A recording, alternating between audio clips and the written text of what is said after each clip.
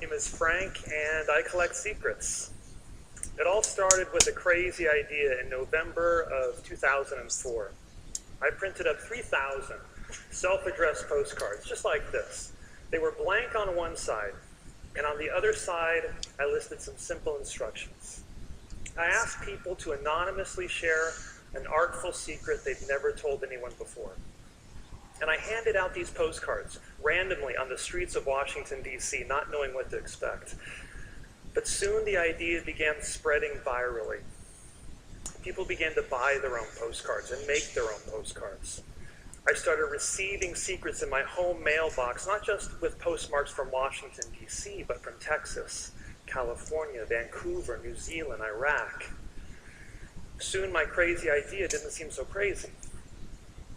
PostSecret.com is the most visited advertisement-free blog in the world. And this is my postcard collection today. You can see my wife struggling to stack a brick of postcards on a pyramid of over 500,000 secrets. What I'd like to do now is share with you a very special handful of secrets from that collection, starting with this one. I found these stamps as a child, and I've been waiting all my life to have someone to send them to. I never did have someone. Secrets can take many forms. They can be shocking, or silly, or soulful. They can connect us to our deepest humanity, or with people we'll never meet.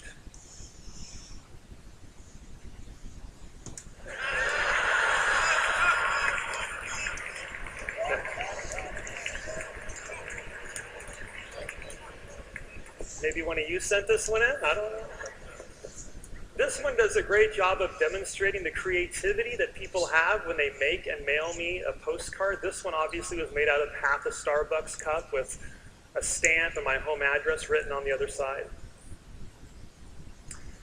Dear birth mother, I have great parents. I've found love. I'm happy.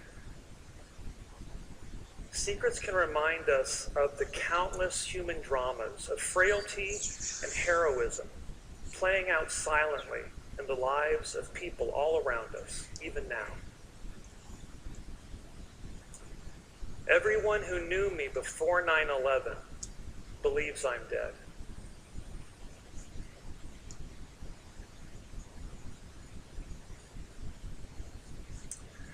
I used to work with a bunch of uptight religious people, so sometimes I didn't wear panties and just had a big smile and chuckled to myself.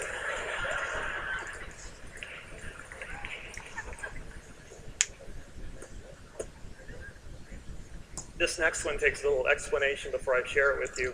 I love to speak on college campuses and share secrets and the stories with students. And sometimes afterwards, I'll stick around and sign books and take photos with students.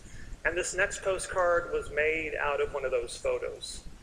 And I should also mention that just like today at that PostSecret event, I was using a wireless microphone.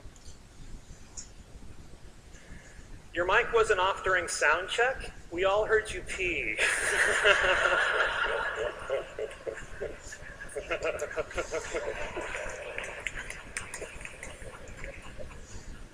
This was really embarrassing when it happened until I realized it could have been worse. Right? You know what I'm saying?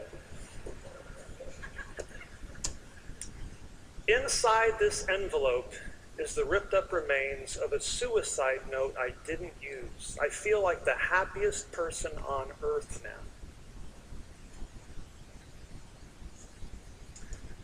One of these men is the father of my son.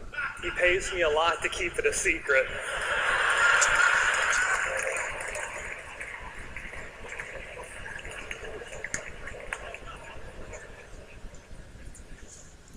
That Saturday when you wondered where I was, well, I was getting your ring. It's in my pocket right now.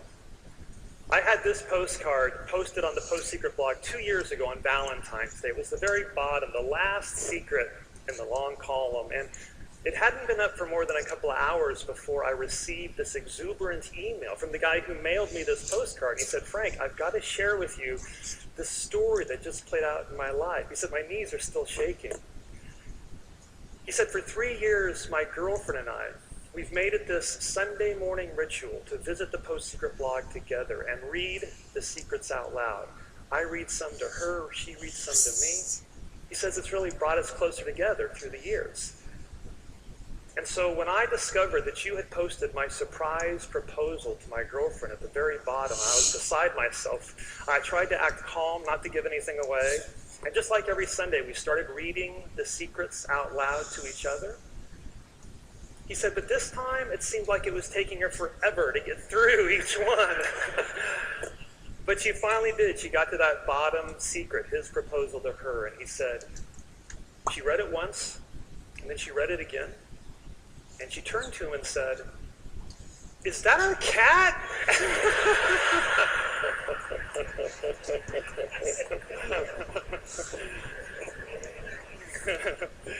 And when she saw him, he was down on one knee, he had the ring out, he popped the question, she said yes. It was a very happy ending. So I